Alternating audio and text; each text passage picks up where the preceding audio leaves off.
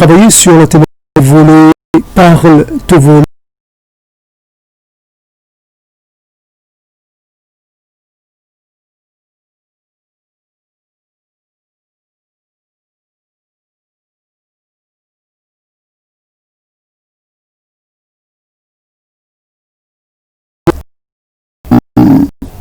Évidemment, dans cette optique-là, comment parler de voler à voler. Les Français, le voler, donc c'est une communauté, c'est une collectivité. Alors, il s'agit là de la collectivité des volets. Alors, donc, pour parler courtement du langage secret des volets. C'est vrai que le langage secret peut-être c'est un peu exagéré, mais il s'agit justement de quelque chose qui nous interpelle. Il y a diverses façons de disposer les volets. Ainsi, les volets grand ouverts dès le matin, donc ouverture sur le monde, pas de crainte, je n'ai rien à cacher, je n'ai rien à dissimuler, je suis visible, je laisse pénétrer la lumière comme je laisse pénétrer le regard, la curiosité possible de l'autre. Je n'ai rien à dissimuler. Vous pouvez regarder, mais vous n'intervenez pas. Le regardeur est aussi le regardé en même temps. Vous me regardez, je vous regarde, il y a des regards croisés, etc. C'est la même chose. Mais vous pouvez me regarder tout en gardant presque fermé vos volets. Vous pouvez jouer à ce jeu. Jouer au jeu du dissimulé, mais qui quand même regarde. Lui, il ne veut pas être regardé, mais par contre, ça ne le gêne pas de regarder. Donc les volets parlent aux volets, ils leur disent qu'ils sont proches, qu'ils sont voisins, qu'ils sont des vis-à-vis, qu'ils ont des choses à partager, qu'ils ont le même objectif, d'une certaine façon, qu'ils ont la même identité, plus ou moins la même apparence, c'est la même famille, c'est la même espèce. Cette espèce connaît des variations morphologiques presque, mais le destin étant le même, la finalité est la même. C'est de permettre de créer une sorte de rideau, de brise-vue à un moment donné. Quand il s'agit de vouloir se dissimuler pour pratiquer une activité très intime, très personnelle, ou le soir, pour se sentir en sécurité. Se sentir dans une sorte de couveuse. Voilà, il y a la couveuse, mais il faut que le côté transparent de la couveuse disparaisse. Je ne suis plus visible, je ne suis plus montrable, je me accentue le côté fermé et le côté replié sur soi. Pendant des années, je n'ai jamais fermé mes volets. Il a fallu que je change dans mon lieu d'habitation pour que je commence à refermer mes volets le soir et surtout à les garder assez tard, plus ou moins presque fermés. Donc, parce que j'ai un lampadaire, bon, à cette heure-ci, il ne marche pas encore. Il est 21h et quelques, et pourtant, il n'a pas encore été allumé. Et donc, ce lampadaire est un peu intrusif, un peu agressif, donc ça peut expliquer. Quoique, En changeant de lieu de résidence dans le même appartement, je change de rue.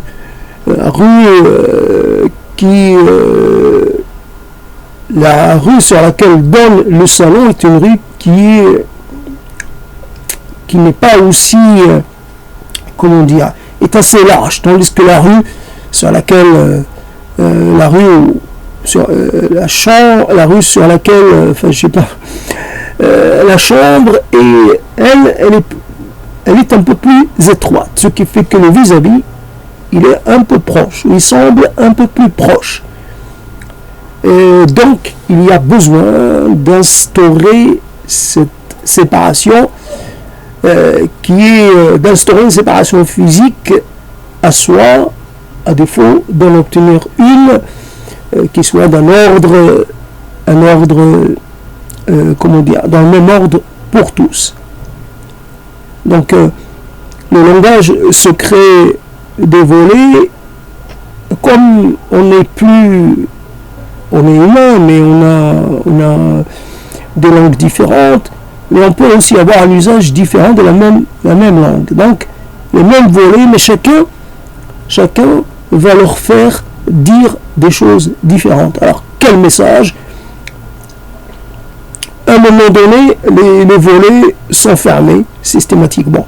Alors même les volets qui ne sont pas stratégiques, quand il s'agit d'une paire de volets donnant sur une cuisine minuscule, archi minuscule, manique, je comprends pas l'intérêt. Et pourtant, pour accentuer le côté fermé, donc il faut tout fermer. Systématiquement, on va tout fermer. C'est une petite pièce, mais qui a 3 paires de volets. Donc il faut fermer ici, là. Et le lendemain, il faut commencer par ouvrir. Si on ouvre, commencer par là, c'est vraiment du n'importe quoi. Il s'agit des volets d'une résidence, d'une maison, qui devait être une maison particulière, qui a été divisée en plusieurs appartements, ce qui fait que le premier étage, qui est l'étage noble, devait avoir beaucoup d'ouvertures, peut-être pour des raisons de luminosité. Là, on ne trouve pas de fenêtres condamnées, peut-être que c'était le cas pour des raisons fiscales, comme on trouve encore dans la ville. Là, toutes les fenêtres sont ouvertes, mais il se trouve qu'il y a des gens qui ont un petit espace, mais qui héritent de 3 fenêtres. C'est un peu trop pour une habitation qui fait même pas 20 mètres carrés. Donc c'est quand même assez c'est disproportionné. Donc la personne, j'allais dire proposée ou préposée plutôt, voler va faire son travail, va tout fermer. Tandis que d'autres gens, alors ça peut être assez systématique. On peut fermer un volet et laisser un autre. On peut faire en sorte que les volets soient pas fermés totalement. Donc par exemple la journée, pour dissimuler, donc pendant 2 ans, il y a quelqu'un qui a tenu donc un de ces volets, il les a maintenus, un de celui qui fait la paire, il les a tout disposés, c'est un couple, ils l'ont toujours disposé, ils ont tenu à vraiment être vigilants par rapport à ça, ils l'ont disposé de façon à me dissimuler, je ne sais pas, peut-être une petite table sur laquelle ils mangeaient toujours. Donc 3 appartements et à chaque fois de toutes petites cuisines. Donc c'est vraiment ridicule, mais voilà, on a initié une tradition, cette tradition a été suivie avec rigueur. Donc moi, je comprends qu'il s'agit d'un message qui m'est adressé à moi, personnellement. On veut se dissimuler par rapport à mon regard qui pourrait être intrusif, quoique on ne sait pas, que je ne vois plus très bien et que intrusif, je ne le suis point. Je suis pas intrusif par défaut de vision. Donc c'est ça, ce qui fait que bah, je ne peux pas pouvoir dire. Donc vous avez des gens pendant un temps important de leur vie de formation. Moi c'est ma vie de vieillesse, mais eux c'est leur formation. C'est les années jeunes pour eux, c'est les années les plus importantes. Ils ont ce comportement stéréotypé, voilà, ils ont peur, ils se cachent d'une certaine façon. Mais on peut avoir des gens qui vont fermer une paire de volets et jamais l'autre. Ou alors juste croiser les volets mais pas les fermer totalement. Donc il peut y avoir tout un tas de combinaisons, mais finalement ces combinaisons ne sont pas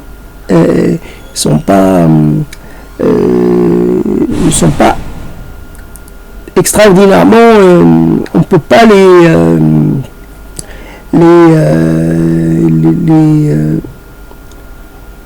c'est un langage qui est quand même assez limité. C'est assez, non pas sommaire, mais c'est pas un alphabet totalement complet.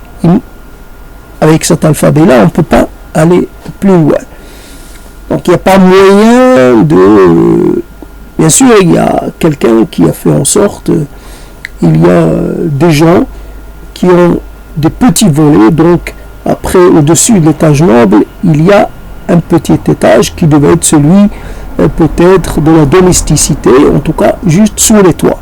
Donc il y a là des petites ouvertures, et ces petites ouvertures ont un volet, un seul volet par ouverture, et ce volet, voilà, il y en avait deux ouvertures, un volet est tombé, il n'a pas été remplacé, et l'autre volet est resté là, mais il n'est jamais rabattu. Ce qui fait, ce qui isole, c'est un rideau. Donc là, c'est un choix qui date de plusieurs locataires, se sont suivis et l'usage a été conservé. Par contre, à côté, j'avais dans l'appartement qui lui a trois petits fermoirs.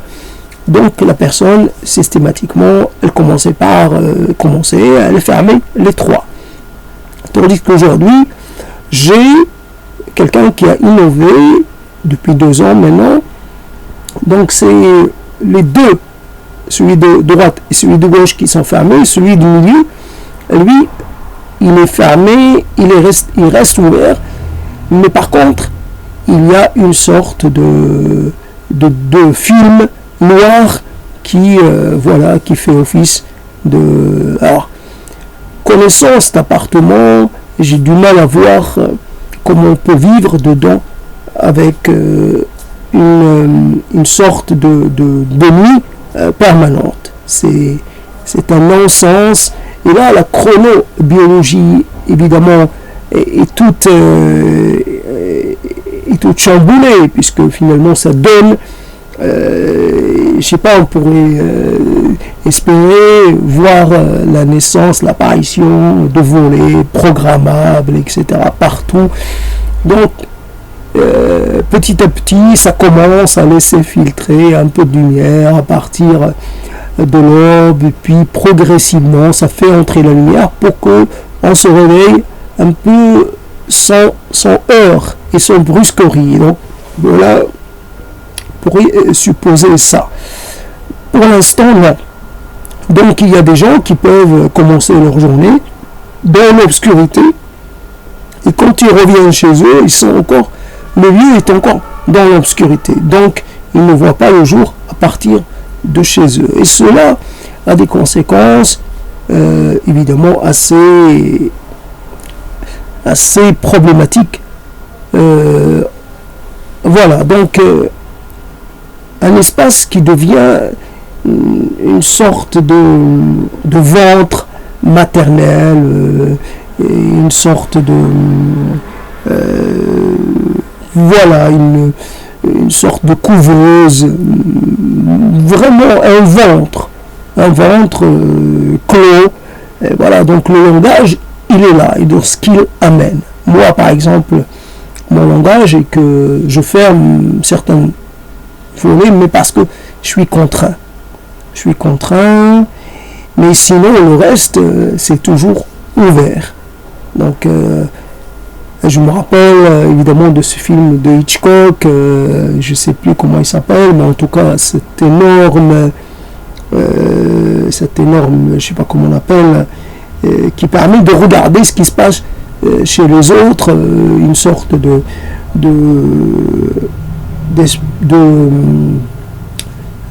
ne peut pas appeler ça façade, mais en tout cas, il y a une vitre immense qui permet de voir tout ce qui est pas dans l'appartement, son appartement, et aussi celle des personnes en face.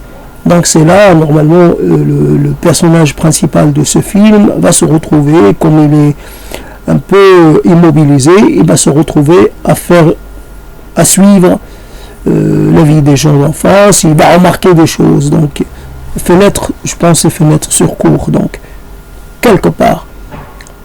Là, la fenêtre sur cour, moi, je ne peux pas jouer ce rôle puisque je suis diminué visuellement, mais même, j'essaie de maintenir une certaine...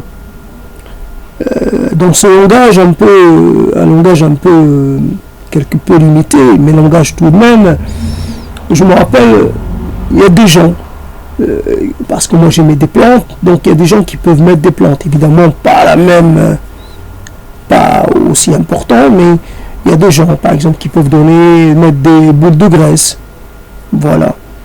Il y a un volet qui à un moment donné, une personne comme ça, un garçon, qui lui aussi a accroché une boule de graisse, plastique vert, à cette petite fenêtre qui est la fenêtre peut-être de la salle de la salle d'aisance, la salle le water closet. Et donc, depuis le départ de ce garçon, ce volet-là ne s'est jamais rouvert. Depuis 3-4 ans, je ne sais plus, je compte plus les années, mais en tout cas voilà, ça reste fermé. Alors qu'est-ce qui se passe? Qu'est-ce qui se passe? Donc ce langage secret qui se crée tout en étant en fait quand on dit secret, finalement secret mystérieux ça peut être, ou finalement ça n'est pas tant que ça,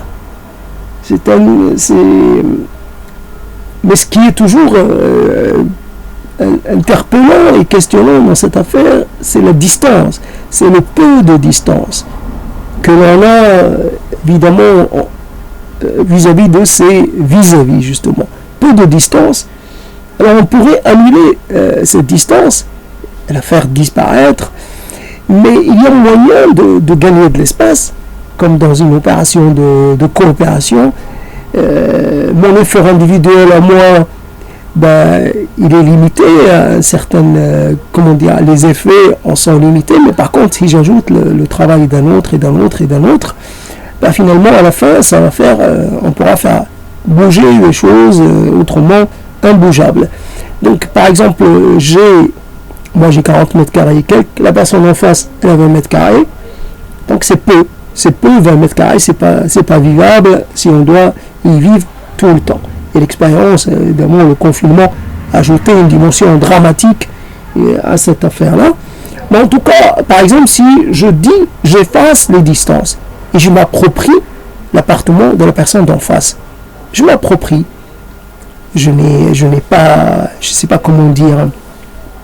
Imaginons par exemple cette maison qui était une maison de maître, une maison, un petit hôtel particulier, Imaginons que tous les gens qui habitent décident de le rendre ouvert à tous, qu'on peut aller dans l'appartement de qui on veut. Et à ce moment-là, le côté fermé disparaîtrait. On profiterait autrement de la chose.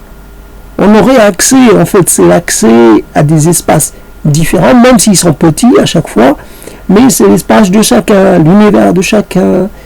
Voilà. Donc si on pouvait, moi je te regarde, je vois un peu ce que tu fais, quand tu sors, quand tu rentres, etc. Je connais un peu ton fonctionnement, c'est pas la peine de se cacher. Viens, allez, franchis les quelques mètres qui nous séparent. Établissons une sorte de passerelle, une sorte de... enjambant le vide. Pourquoi pas? Et puis, évidemment, on sait qu'on y vient pour un petit moment. Je viens te voir, je viens prendre un café. Je sais pas, on pourrait faire un truc entre les appartements, on pourrait faire une sorte de petit manège comme ça, on pourrait mettre le linge. Ça sera l'italien, un linge je mets mon linge, tu mets ton linge, on aurait des fils comme ça qui passeraient entre les appartements. Mais on pourrait aussi se passer, je sais pas, moi je te passe des choses, je te passe un café, tiens, j'ai fait un café, j'ai fait un repas, ben t'as pas le temps de venir, mais je te le passe, je le mets dans un récipient, et puis je tire sur la corde, et puis c'est une corde qui permet justement de circuler, enfin, je sais pas comment on peut l'installer, mais c'est facile. Et voilà, donc les choses passeraient d'appartement à appartement, ben, j'écris un petit truc, je te le passe pour que tu le lises.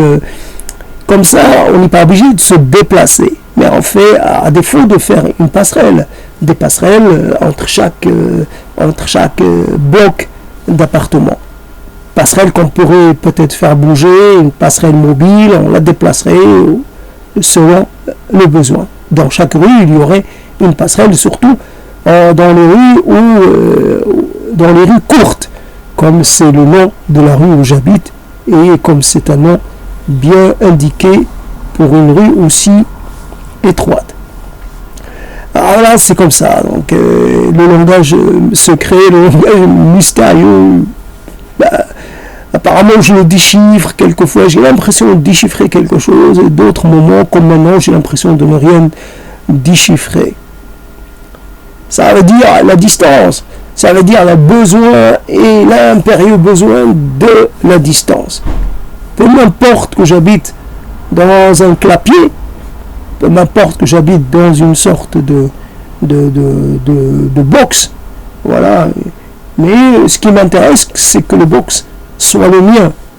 Ce n'est pas raisonnable d'habiter dans 15 mètres carrés, c'est impossible. D'accord, j'y ai tout le confort possible. Mais quel confort? J'ai une cuisine qui fait quelques centimètres carrés, quoi. J'ai une salle d'eau, d'accord, l'eau chaude et tout ce qu'on veut, mais c'est idiot. C'est idiot parce que ça occupe un quart de la surface totale, la totale du lieu. Donc, à ce niveau-là, il vaudrait mieux avoir des lieux comme ça d'aisance collectifs plutôt que d'avoir chacun, parce qu'au moins, on gagnerait en espace. Et quand on sait le prix du mètre carré dans ce quartier, c'est hallucinant. C'est pas le prix parisien ou le prix luxembourgeois, mais c'est assez conséquent. C'est un quartier très recherché, et donc le prix du mètre carré doit frôler les sommets pour la région en tout cas. Et voilà, donc c'est dit que l'on vit, mais que l'on vit, que l'on se supporte, que l'on se frôle sans se toucher, que l'on se regarde qu'on se voit sans se regarder, que l'on se voit sans jamais se parler, que l'on dépasse jamais une certaine limite, qu'on peut se dire bonjour, mais que ça n'ira jamais plus loin. Qu'il y a une séparation, alors elle est plus une séparation, j'allais dire, je sais pas, qu'une séparation physique, c'est une séparation de fait, séparation de destin, séparation de ceci, de cela, de conditions sociales, séparation. Alors on ne sait pas, c'est pas qui c'est qui a, qu'on n'est rien, personne n'affiche, on pourrait mettre, tiens, une sorte de petite biographie, je suis un tel, j'habite ici, j'ai tel âge, je fais telles études, je viens de tel endroit, pourquoi pas. Au moins une petite carte de visite à destination de ceux qu'on a en face, qui nous connaissent sans nous connaître. C'est quand même des gens avec lesquels on va passer au moins une année, c'est pareil, une année de sa vie, et pourtant. Donc le langage secret, dévoilé, il est un peu frustrant, voilà. Et voilà, donc la ville, comme on dit, elle rassemble des gens, voilà. Je me rappelle de ces gens, de ces jeunes qui jetaient la poubelle du haut de ces petites ouvertures, quoi, dans ces appartements, soi-disant appartements en dessous sous les toits. Donc voilà, et quand on voit par exemple, je me rappelle toujours, et j'en ai déjà parlé de ce couple dans un autre appartement qui avait fait l'amour et qui au bout d'un moment, quand ils ont... On a un lit pour deux qui est un grand, qui prend tout l'appartement. Et ce lit, une fois qu'ils ont quitté le lit, qu'ils ont arrêté, ils se sont retrouvés tournés en rond. Il a tourné en rond dans une cage. Parce que c'est ça, c'est une cage. Et c'est une cage dont le loyer est cher, est très cher. Et alors, j'imagine qu'on ne loue pas ça comme ça, qu'il faut fournir des tas de justificatifs et il faut vraiment s'engager, etc. Donc, ils ont tourné en rond, et surtout quand on fait l'amour avec quelqu'un qu'on ne connaît pas encore, voilà, d'accord, pendant l'amour ça se passe, on est dans l'action, mais après l'amour, on se retrouve un peu ramené à sa dimension personnelle, à sa dimension individuelle, et on voit qu'en fait on ne connaît pas l'autre.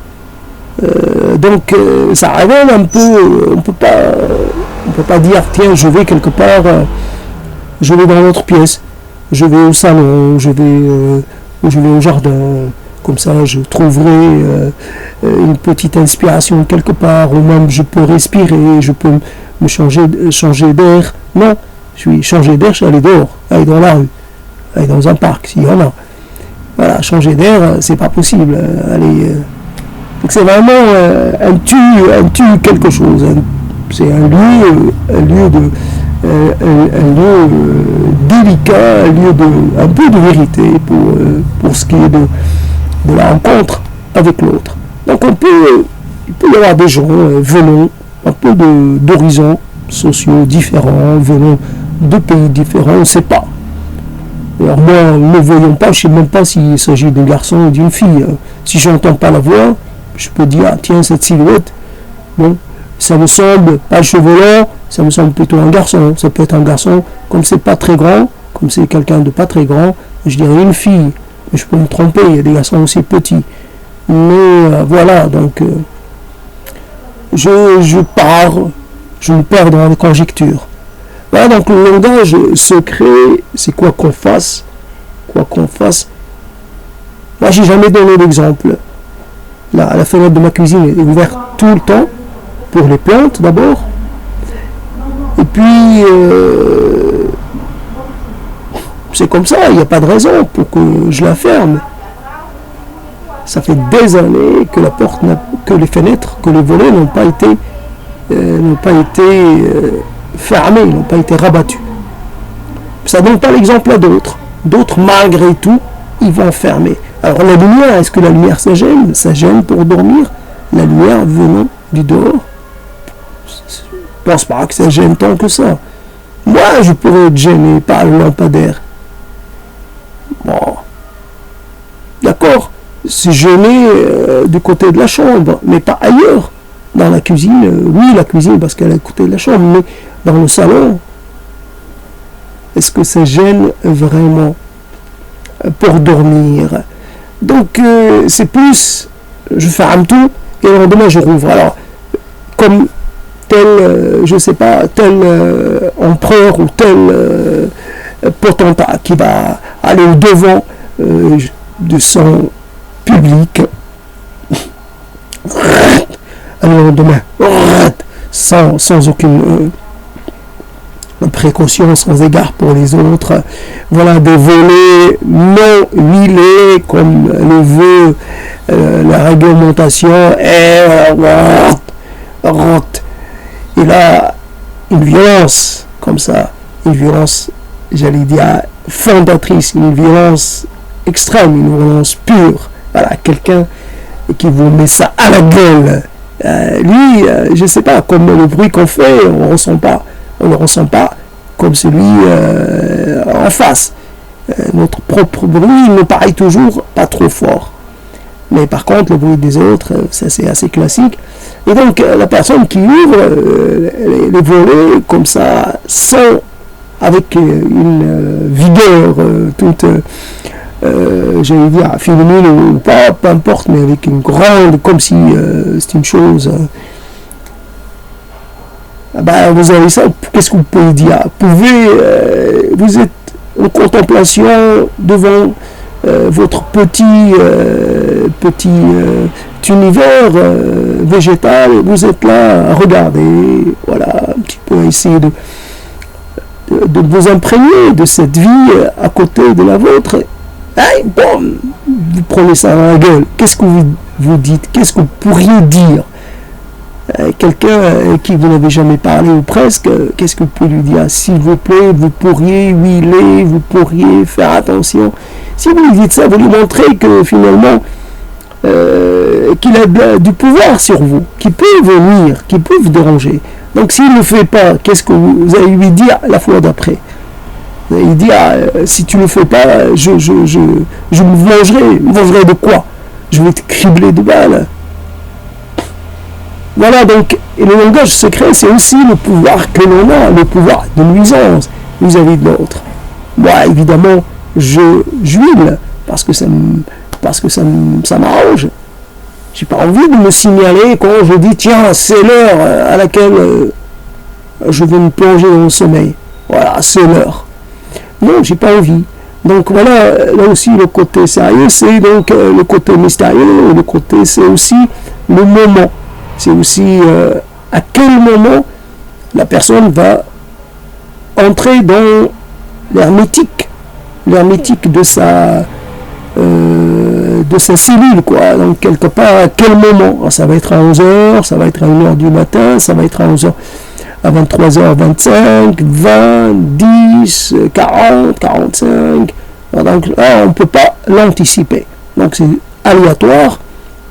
On sait plus ou moins vers quelle heure, mais c'est aléatoire. Malgré tout, ça reste aléatoire. Donc, et la personne a le pouvoir, un grand pouvoir de nuisance vis-à-vis de celui, par exemple, qui aurait laissé sa fenêtre ouverte parce qu'il fait chaud, qui serait déjà endormi, et sans avoir mis des boules qui est, sans avoir mis des bouchons dans les oreilles. Donc voilà, ça peut réveiller, faire sursauter même. C'est d'une agressivité à laquelle, parce qu'une agressivité inutile.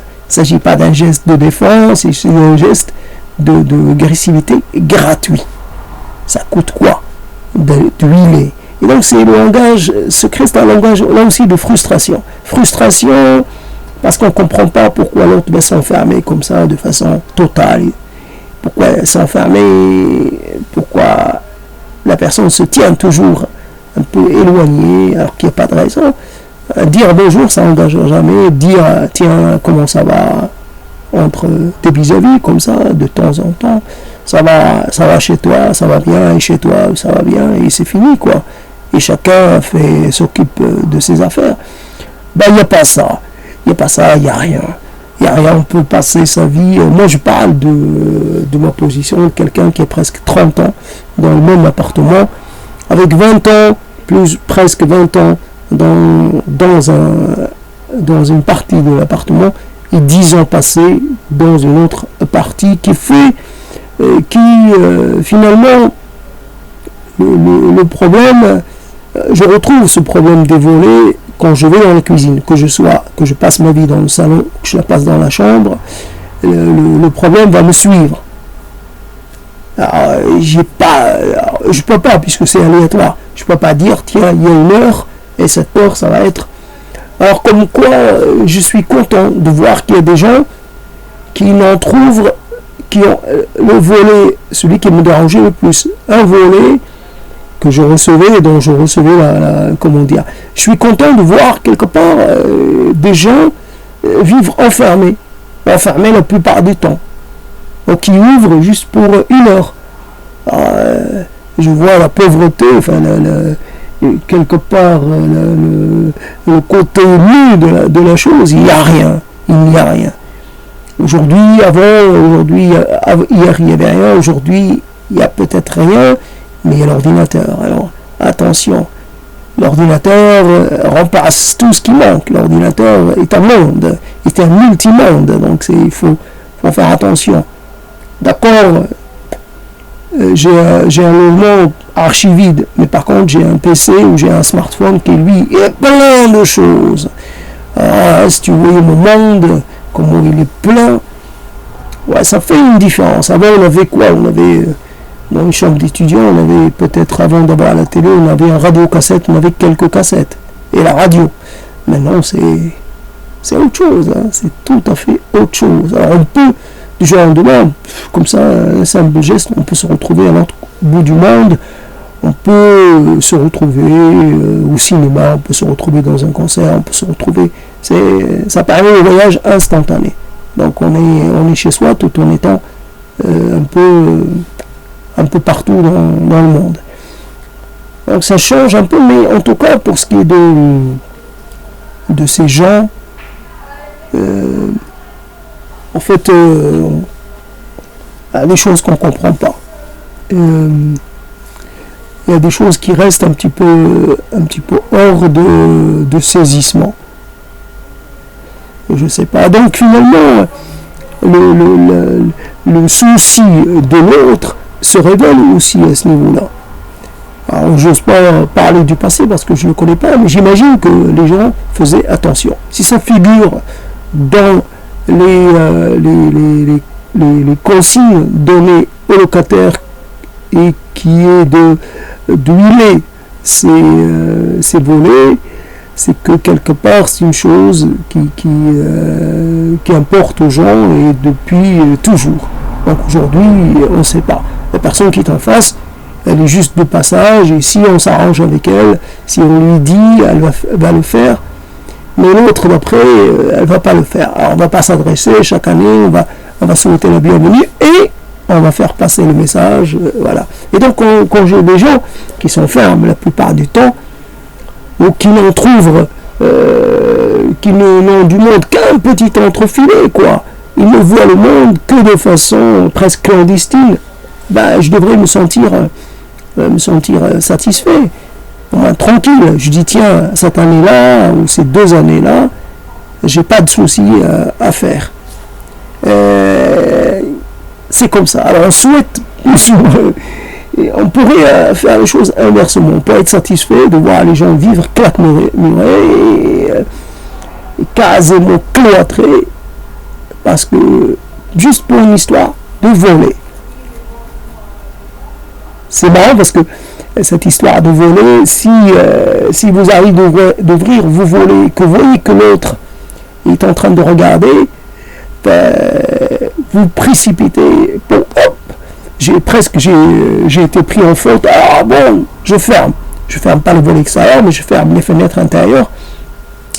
Il faut absolument garder la distance. Voilà notre préoccupation essentielle dans cette vie et dans cette cohabitation imposée à nous tous, dans cette ville anonyme, cette ville non naturelle où on est avec des gens qu'on ne connaît pas, qu'on ne connaîtra jamais, qui changent tout le temps, des gens qui ne sont pas de notre univers, avec lesquels peut-être qu'on pourrait partager des choses. Je me rappelle de ce repas, il y avait le repas de quartier, après il y avait le repas de voisins, enfin je sais pas, puis quelqu'un avait inventé le repas de rue. Bon, c'était un concept qui n'a fonctionné qu'une année, mais j'ai vu que finalement, de mon côté à moi, du bas de la rue, ben, il n'y avait pas grand monde, du bas de la rue c'est vrai, mais par contre du haut de la rue, ben, les gens étaient plus proches, parce qu'il y a beaucoup plus d'habitants. Donc du bas de la rue, je me suis senti écarté. Voilà, ça n'a pas trop marché pour moi, je ne sais pas si ça a marché pour quelqu'un, mais en tout cas les gens du haut de la rue, donc déjà il y a une séparation, bas de la rue, haut de la rue. Mais c'était quelque chose qu'il fallait saluer, une initiative intéressante. Donc depuis, rien on fait une fête de quartier, mais on ne fait jamais une fête de rue, une fête de voisins. Ça, c'est une chose... bon. Aujourd'hui, il y a des réseaux de voisins, mais il n'y a pas. Mais c'est toujours virtuel, c'est toujours, il faut passer par... Alors qu'on pourrait faire les choses de façon assez normale, assez naturelle. Et voilà, donc le langage secret, je ne sais pas si j'avais envie de liquider cette idée-là. Évidemment, les volets parlent aux volets, ben, je pense que l'affiche que j'ai affichée à la fin du confinement Je pense qu'elle a recueilli aucun assentiment, qu'elle n'avait aucun intérêt. Après, c'est vrai qu'elle était petite, cette affiche, mais après, je pense qu'elle a été effacée par l'eau parce que je n'ai pas vérifié, par la pluie. Donc, quoi qu'il arrive, quoi qu'on fasse, il ne faut pas compter dessus. Il y a des pays où les gens sont plus proches, d'autres pays où ils gardent leur distance. Alors, c'est comme ça, alors il faut faire avec. Mais ce pays-là, il vous conduit à prendre la distance vis-à-vis de vous-même, parce que vous rompez avec vous-même finalement, ce que vous pouvez finalement prétendre, ce que vous avez envie d'avoir ou d'obtenir. Vous devez y renoncer, en tout cas en partie, parce que vous devez apprendre à vous limiter, à vous restreindre, à ramener votre ambition, votre narcissisme et votre estime de vous-même. Vous devez dévaluer votre propre ego. Voilà, c'est comme ça que ça se passe. Alors voilà, je sais pas, j'ai voulu en finir et donc je l'ai fait n'importe comment. Bah, c'est comme ça. Le langage, c'est vrai que dans la danse, ça peut être comparé à de la danse parce qu'on joue sur les flexions, on joue sur les demi-mouvements, on découpe un mouvement, on a un partenaire, on a une communication qui peut être une communication à distance avec un partenaire. Alors le partenaire peut être du même sexe ou pas. On peut rentrer en contact, mais on peut rester, on peut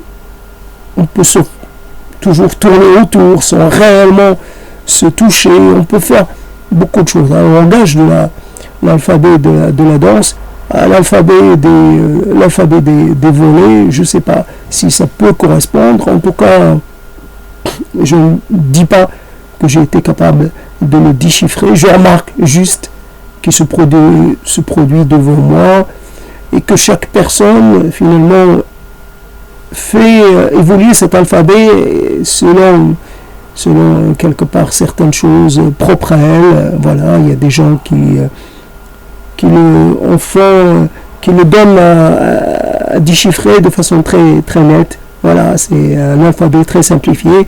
Et quelquefois, c'est un alphabet un langage un peu plus complexe, un peu plus, comment dire, difficile à interpréter. Il y a des choses, mais on pourrait se lancer dans l'interprétation, mais on pourrait aussi se retenir de peur de frapper à côté, de viser à côté.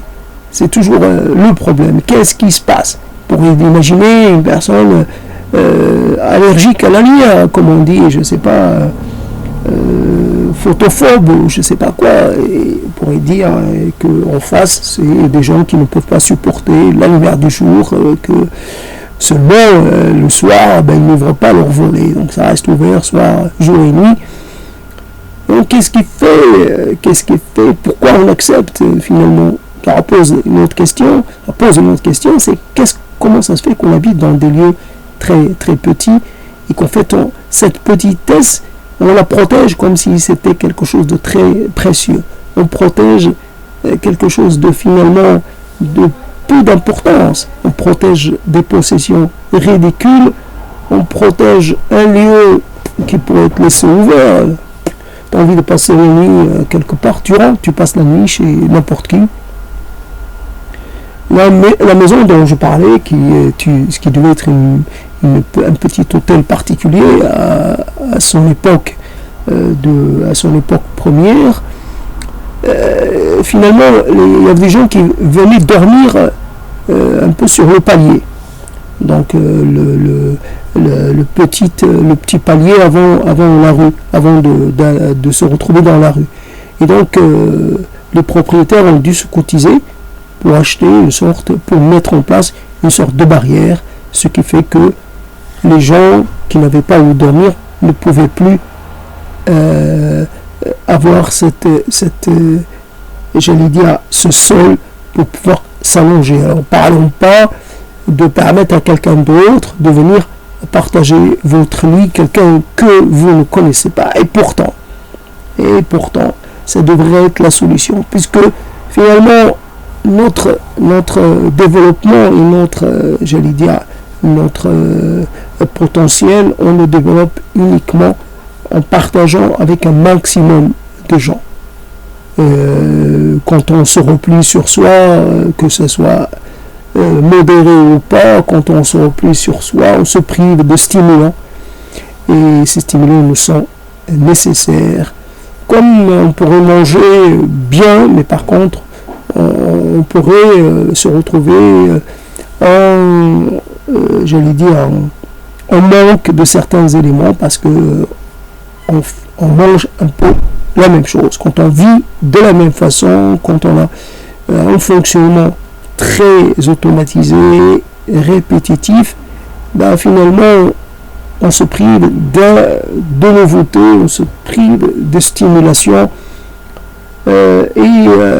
cette capacité que nous avons à nous adapter aux gens différents, aux circonstances nouvelles, mais cette capacité, on la perd, elle s'amenuise.